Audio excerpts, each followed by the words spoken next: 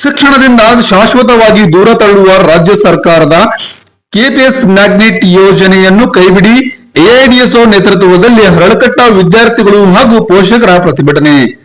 KPS magnet ಹೆಸರಲ್ಲಿ ಹರಳಕಟ್ಟ ಗ್ರಾಮದ ಸರ್ಕಾರಿ ಶಾಲೆಯನ್ನು ಡಿಎಂ ಕುರ್ಕೆ ಶಾಲೆಗೆ ವಿಲೀನಗೊಳಿಸಲು ಹೊರಟಿರುವ ಸರ್ಕಾರದ ಈ ಅಪ್ರಜಾತಾಂತ್ರಿಕ ಯೋಜನೆಯ ವಿರುದ್ಧ ಹಾಸನ ಜಿಲ್ಲೆಯ ಅರಸೀಕೆರೆ ತಾಲೂಕಿನ ಹರಳಕಟ್ಟ ಗ್ರಾಮದ ವಿದ್ಯಾರ್ಥಿ ಪೋಷಕರ ಬೃಹತ್ ಪ್ರತಿಭಟನಾ ಸಭೆ ಮಾಡಲಾಯಿತು.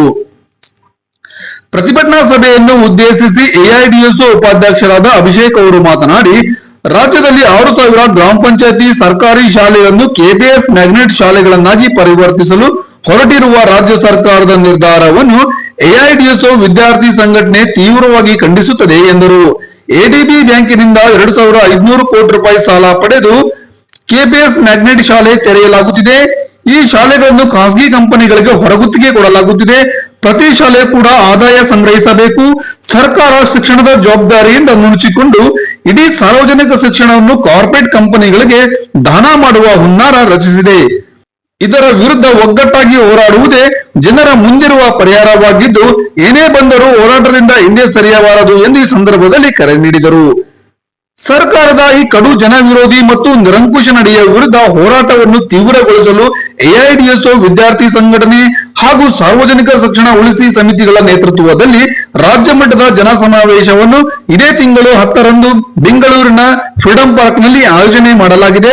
ಹರಳಕಟ್ಟ ಗ್ರಾಮದ ಪೋಷಕರು ಹಾಗೂ ವಿದ್ಯಾರ್ಥಿಗಳು ನಮ್ಮೂರಿನ ಶಾಲೆಯನ್ನು ಉಳಿಸಲು ಹೆಚ್ಚಿನ ಸಂಖ್ಯೆಯಲ್ಲಿ ಭಾಗವಹಿಸುವಂತೆ ಈ ಸಂದರ್ಭದಲ್ಲಿ ಕರೆ ನೀಡಿದರು. ಸ್ನೇಹಿತರೆ, ಇವತ್ತು ನಾವು ಅರಸೀಕೆರೆ ತಾಲೂಕು ಹರಳಕಟ್ಟ ಗ್ರಾಮದಲ್ಲಿದ್ದೀವಿ. ಇದು ಡಿಎಂ ಕುರ್ಕೆ ಗ್ರಾಮ ಪಂಚಾಯತಿಗೆ ಸೇರೋ ಅಂತ ಒಂದು ಗ್ರಾಮ. ಇವತ್ತು ಏನು ರಾಜ್ಯ ಸರ್ಕಾರ ಕಳೆದ 4 ತಿಂಗಳಿಂದ ಒಂದು ಕೆಪಿಎಸ್ ಮ್ಯಾಗ್ನೆಟ್ ಅಂತ ಒಂದು ಹೊಸ ಯೋಜನೆನ ಇಂಪ್ಲಿಮೆಂಟ್ ಮಾಡ್ತಾ ಇವತ್ತು ಗ್ರಾಮೀಣ ಮಟ್ಟದಲ್ಲಿ ಹಳ್ಳಿ ಮಟ್ಟದಲ್ಲಿ ಸ್ಕೂಲ್ಗಳನ್ನ ಇವತ್ತು ಮುಚ್ಚೋದಕ್ಕೆ ಹೊರಟಿದೆ. ಈ ಯೋಜನೆನ ವಿರೋಧಿಸಿ ಇವತ್ತು ಹರಳಕಟ್ಟ ಗ್ರಾಮದಲ್ಲಿ ಪೋಷಕರು ವಿದ್ಯಾರ್ಥಿಗಳು ಸೇರಿ ಎಐಡಿಎಸ್ಒ ನೇತೃತ್ವದಲ್ಲಿ ಇವತ್ತು ಹೋರಾಟನ ಒಂದು ಸಾಂಕೇತಿಕ ಪ್ರತಿಭಟನೆನ ನಾವು ಮಾಡ್ತಾ ಇದ್ದೀವಿ. ಇವತ್ತು ನಿಮ್ಗೆಲ್ರಿಗೂ ಗೊತ್ತು, ಇವತ್ತು ಎಷ್ಟೊಂದು ಹಳ್ಳಿಲಿ ಓದ್ತಿರೋ ಮಕ್ಕಳು ಒಂದು ಹಳ್ಳಿಯಿಂದ ಇನ್ನೊಂದು ಹಳ್ಳಿಗೆ ಹೋಗಿ ಓದೋದು ಅಷ್ಟು ಸುಲಭ ಇಲ್ಲ. ಈ ಶಾಲೆಲೂ ಒಂದಲ್ಲ ಎರಡಲ್ಲ 72 ಮಕ್ಕಳು ಇವತ್ತು ಓದ್ತಿದ್ದಾರೆ. ಇಲ್ಲಿ ಎಲ್ಲ ಬಹುತೇಕ ಮಕ್ಕಳು ಯಾರು ಬರ್ತಿದ್ದಾರೆ ಅಂತ ಹೇಳಿದ್ರೆ ಎಲ್ಲ ರೈತರ ಮಕ್ಕಳು, ಕೂಲಿ ಕಾರ್ಮಿಕರ ಮಕ್ಕಳು. ಇಲ್ಲಿ ಯಾರೂ ಏನು ದುಡ್ಡು ಕೊಟ್ಟು ಇನ್ನೊಂದು ಶಾಲೆಗೆ ವ್ಯಾನ್ಗಾಗ್ಲಿ ಬಸ್ಗಾಗ್ಲಿ ಕಳಿಸೋ ಅಂತ ಏನೋ ಎಬಿಲಿಟಿ ಇಲ್ಲ.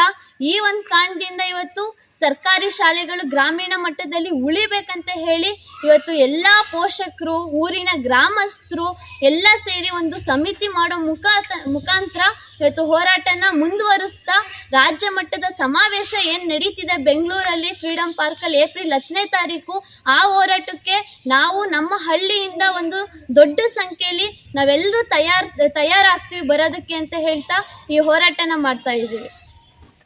ನಂತರ ಸಾರ್ವಜನಿಕ ಶಿಕ್ಷಣ ಉಳಿಸಿ ಸಮಿತಿ ರಚನೆ ಮಾಡಲಾಯಿತು. ಸಾರ್ವಜನಿಕ ಶಿಕ್ಷಣ ಉಳಿಸಿ ಸಮಿತಿಯ ಉಪಾಧ್ಯಕ್ಷರಾದ ರಮೇಶ್ ರವರು ಮಾತನಾಡಿ, ನಮ್ಮ ಶಾಲೆಯ ಶತಮಾನೋತ್ಸವ ಆಚರಿಸುತ್ತಿರುವ ಈ ಸಂದರ್ಭದಲ್ಲಿ ಶಾಲೆ ಮುಚ್ಚುತ್ತದೆ ಎಂದು ಕೇಳುವುದಕ್ಕಿಂತ ದುಃಖದ ಸಂಗತಿ ಇನ್ಯಾವುದೂ ಇಲ್ಲ. ರಕ್ತ ಬೇಕಾದರೂ ಕೊಡ್ತೀವಿ, ಆದರೆ ಈ ಶಾಲೆಯನ್ನು ಮುಚ್ಚುವುದಕ್ಕೆ ನಾವು ಬಿಡುವುದಿಲ್ಲ ಎಂದರು. ಜಿಲ್ಲಾಧ್ಯಕ್ಷರಾದ ಚೈತ್ರ, ಉಪಾಧ್ಯಕ್ಷರಾದ ಅಭಿಷೇಕ್, ಕಾರ್ಯದರ್ಶಿ ಸುಷ್ಮಾ, ಗ್ರಾಮಸ್ಥರಾದ ರಮೇಶ್, ರುದ್ರೇಶ್, ಸಿದ್ದಯ್ಯ, ಹೊನ್ನಪ್ಪ, ಸೋಮಶೇಖರ್, ಮೋಹನ್, ಮರಳುಸಿದ್ದಪ್ಪ, ಶಿವಕುಮಾರ್, ಶ್ರೀಧರ್, ದಯಾನಂದ್, ಕುಶಾಲ್, ಪ್ರಸನ್ನಕುಮಾರ್, ಶ್ರುತಿ ಸೇರಿದಂತೆ ಇನ್ನೂ ಹಲವರು ಈ ಸಂದರ್ಭದಲ್ಲಿ ಉಪಸ್ಥಿತರಿದ್ದರು.